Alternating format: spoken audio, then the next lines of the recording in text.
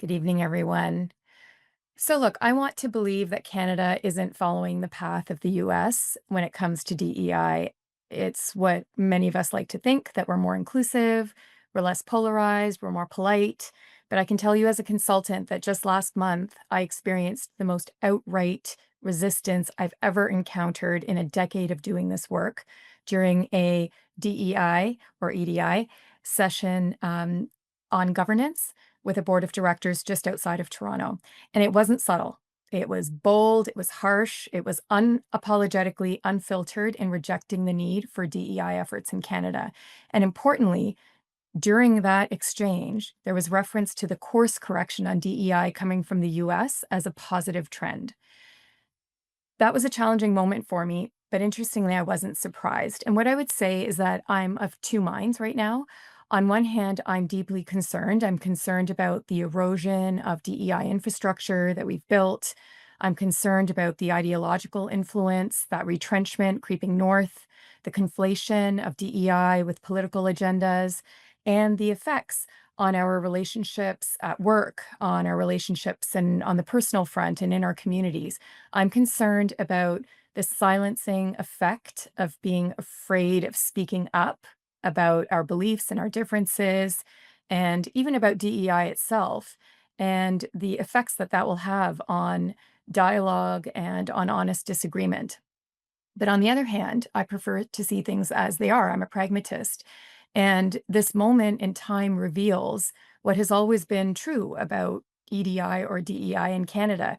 We were never as far ahead as we like to believe that we are. And in many cases, our impact has been overstated, our efforts have been performative, and our approaches have been siloed, except for really specific pockets where equity work has been long embedded and really serious and really groundbreaking. The attacks on DEI being out there in the open for the first time, we are getting to see how organizations and leaders and even communities have really felt about DEI all along. And personally, I see this as important. I'd like to see things as they are. And I also see this moment as an opportunity. So here's what I'm paying attention to right now. What I see is more resistance, but I also see more complexity in terms of the kind of DEI advice and guidance my clients need. And that's where the complexity creates a bit of an opening. So frankly, the complexity is keeping me pretty busy at work. So when people ask this question of if DEI is dead in Canada or DEI is dying in Canada, for me, my work is busy. As someone whose approach is grounded in organizational psychology, leadership development, and relational work, I'm a psychotherapist and an executive coach. I've always understood that DEI is not just an ideology or set of values, but it is a practice, a way of relating to one another. And so this is the thing that I know. No matter what we believe, no matter what side of the debate we're on, no matter whether we agree or disagree with DEI, no matter how we vote, what we believe about the absolute devastation happening around the world, um, no matter how we hold our position on those things, we still go back to work tomorrow. We still sit in meetings with each other. We still try to do good alongside the people who we think live and are with, even when they believe differently from us. We still are of and in the world. And so the question is, how do we do that well when the very DEI frameworks meant to support us in this task of being with each other are being pulled apart?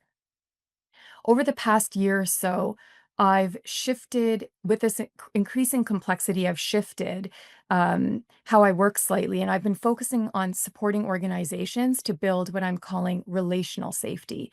Relational safety is the capacity to navigate disagreement, identity-based tension, and emotional complexity without shutting down each other, without avoiding hard topics or minimizing ourselves.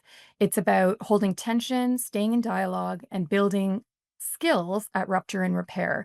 And I'm literally teaching people how to disagree, to hold their position, and to remain in relationship. And this is the complexity that DEI is facing going forward. And I believe that it's these skills and competencies that will sustain DEI into the future. And so, where do we go from here, assuming that many of you tuning in are people who want to keep this work alive or reshape it, your supporters, and personally, I see three strategic shifts that matter right now.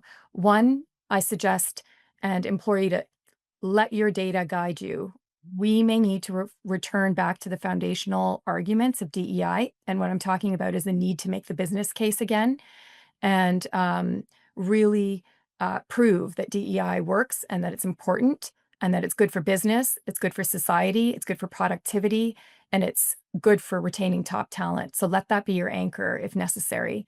Two, the kinds of skills I'm talking about, training for relational competence, really focusing on supporting people to be able to be in relationship with each other across identities, ideologies, and experiencing and to hold that tension. And that's the work that I'm doing right now.